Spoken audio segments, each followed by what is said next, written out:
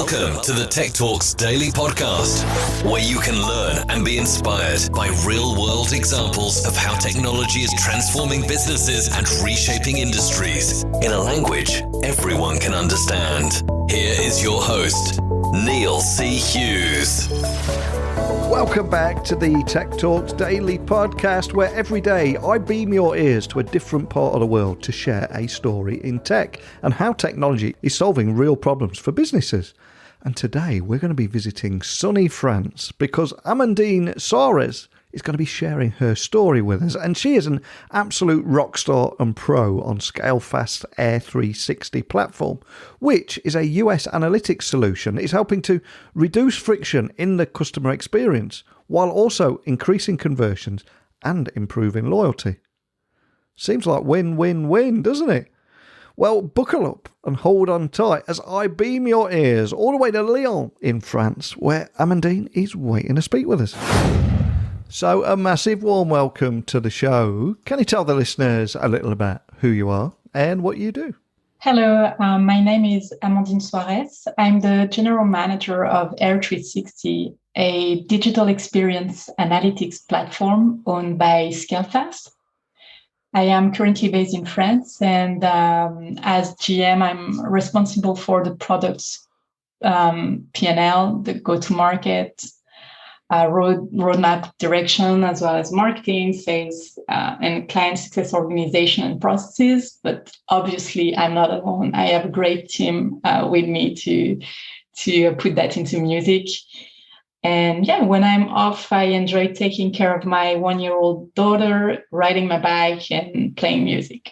Oh, absolutely love that. And such a great balance between living the tech lifestyle there and the business lifestyle and getting that balance right between the great outdoors and family, etc. And one of the things I always try and do on this podcast is before we dive in a little bit deeper and finding out more about what you're doing and the technology there is what put you on this path. So can I ask that you share your origin story and where your passion came from? And was there a particular moment that put you on this path? Well, that's a very good question. In fact, I was born in the late 80s, so I pretty much grew up with the democratization of personal computers and the beginnings of widespread internet. So my passion for tech has built up since. And when I finished university, I had this opportunity to join a startup in France called Liseo, and they were building marketing data analytics tools for the tire industry, which is massive. It's more than $100 billion worth. So it was, 15 years ago, big data was a buzzword, but we were making that happen. And so we were using this data to help tire manufacturers and tire dealers to improve their products and pricing strategy. And we also launched a European marketplace to kind of broadcast and show the kind of value we were bringing with all this data. And that's, I think, when I fell in love with data and e-commerce at once. And such a great story. And of course, it was that path that would lead you to Scalefast. So can you tell me a little bit more about the story behind the company and the kind of problems that you're solving with technology there? Yeah, that's right. So I joined Scalefast now like almost 8 years ago. And Scalefast was created by 3 great minds. This was, a bit more than 8 years ago because we started almost all together. And these great minds are Nicolas Télé, our CEO, Olivier Schott, our CMO, and Frédéric Bocquet, our CTO. And, they were convinced that the best way for brands to delight customers and build a strong relationship with them was to build their own direct-to-consumer e-commerce. But at the same time, in order to stay focused on their own products and customer relationship, they should delegate that to e-commerce experts. To get more into details on that is that we see that the pitfall that some brands face is to believe that building a successful e-commerce channel only requires a good e-commerce platform. And when you look into it, that's what e-commerce platforms sell. But e-commerce is far more complex than just a platform. You, as a brand, you need to manage payment, shipments and returns, taxes, invoicing, customer care, marketing outreach, conversion optimization, and so on.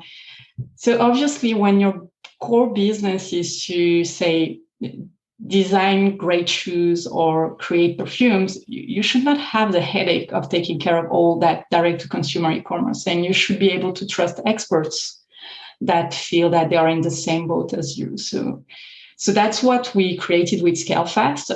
It's an end-to-end e-commerce solution for brands, and that is based on revenue share, which makes us in the same boat as our clients. And before we go straight into solution mode, can you tell me more about the scale of the problem that you're going after here and the current friction in the customer experience? Do you have any stories that might resonate with the listeners just to bring that to life? Yeah, so maybe just to give more context to Air 360 itself, which is a specific product line inside Scalefast. So, since the Scalefast e-commerce solution is based on revenue share, very early on, we realized that we needed to help our clients improve their conversion. And to do so, we really needed to use analytics tools. And for the understanding of user experience, so how they felt online, why they would get frustrated, why they would drop, we didn't have any tool at the time. So that's when we started using Air 360. And Air 360 was an external tool. So it's not something that was built by Scalefast. We started using that 4 years ago, and we realized that the platform was really powerful, and our clients were continuously increasing their conversion rate when they were following our recommendations. So that's when we decided to acquire Air 360. So it's been 2 years now that Air 360 is a Scalefast solution. And to go more into the problem that we are solving with Air 360, it's as simple as that. We have seen traffic acquisition skyrocketing over the last years. And this is mainly due to the fact that it's controlled by what we call the big three in digital marketing. So the big three, it's Google, Meta, formerly Facebook, and Amazon. They represent 75% of the global digital spendings today. So it means that traffic acquisition today is controlled by three big companies, and it's increasing. And at the same time, we see that e-commerce is still struggling. Like web stores struggle to convert more than 2% of their audience. So that means that whenever you manage to bring users on your website, 98% of that people will leave the website without purchasing. So, and the other thing also that we know is that even when they get inside the cart, the checkout, with the products in the cart, 70% of them are still leaving at this stage. And sometimes I like doing a parallel with real life. Imagine you in real life store, a shop, right? And you are with your cart, you're filling up your cart with products, and then you go line up at the cashier. And there you start seeing people abandoning their cart and leaving, the shop. That wouldn't make any sense, right? So that's where we believe that we could do much better in e-commerce than that 2% conversion that everybody accepts as the normal average. And as you said, it's 3 years since you acquired Air 360. So 3 years later, how is Air 360 helping reduce that friction that we've just talked about?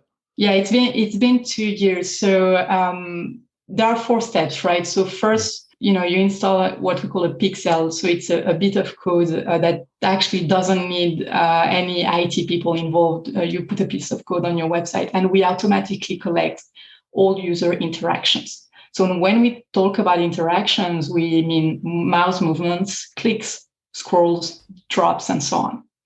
And we process all this data in a second step to make it easy for any type of user to understand, why people dropped, why they got frustrated, and how we can,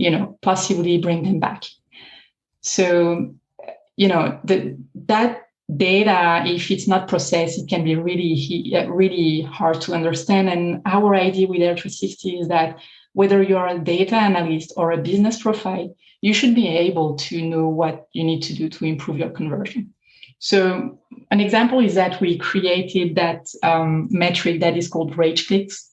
And basically, it's able to show you very easily if someone or if a segment of people clicked frenetically on an element and were unable to see any action out of it. So that's a frustration metric, right? So this is really easy for us to show that to our clients so that they can take decisions and see, is there a tech issue? Is there a design issue? Or, is that feature disappointing for the user? And based on that, you can create segments of users.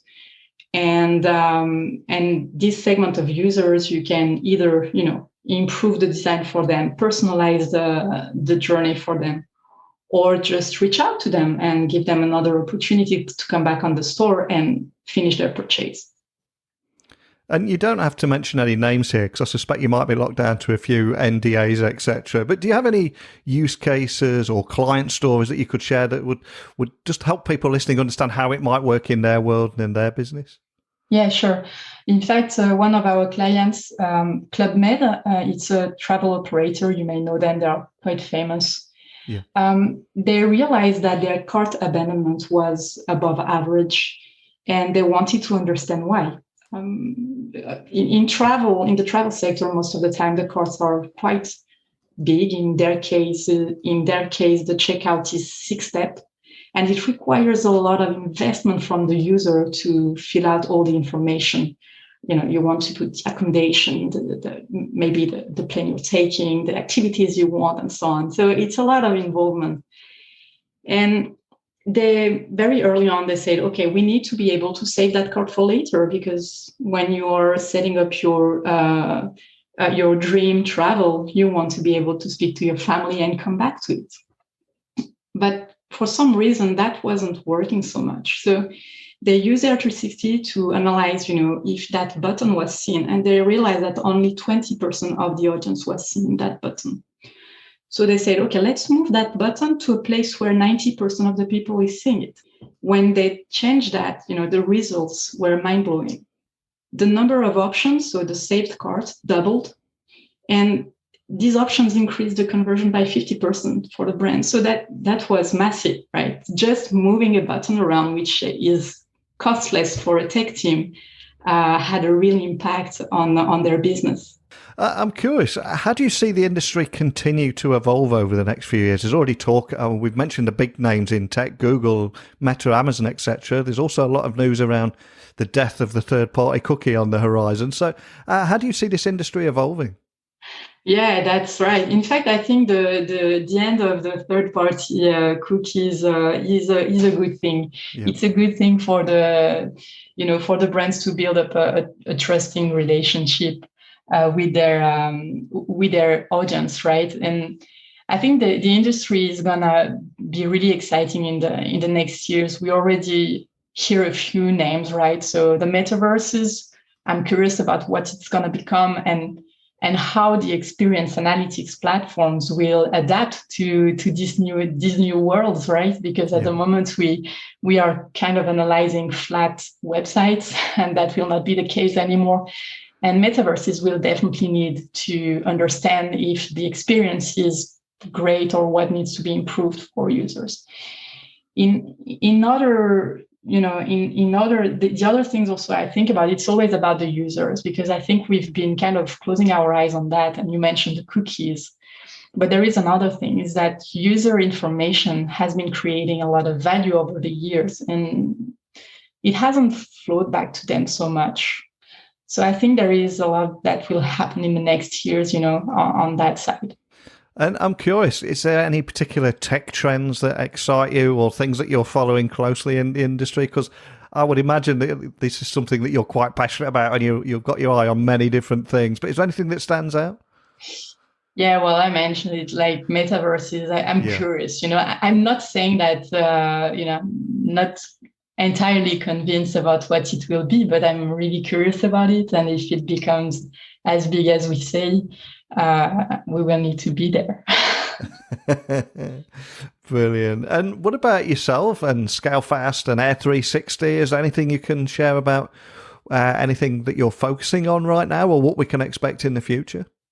Yeah, in fact, I kind of kept this until now, but there's a great news that happened recently about Scalefast. We've recently been acquired by ESW. ESW is known by eShop World. It's the world's leading global direct-to-consumer e-commerce company. And obviously, what's next for Scalefast and Air360 is an acceleration of both product lines, thanks to this merger and of two dynamic e-commerce players that have performance and consumer satisfaction at heart. So yeah, it's more about something that is moving forward right now than what's next. Wow, that sounds incredibly exciting. It sounds like we're going to have to get you back on the show in 6 months and see how things are taking shape there. But before I do let you go, we started with your origin story.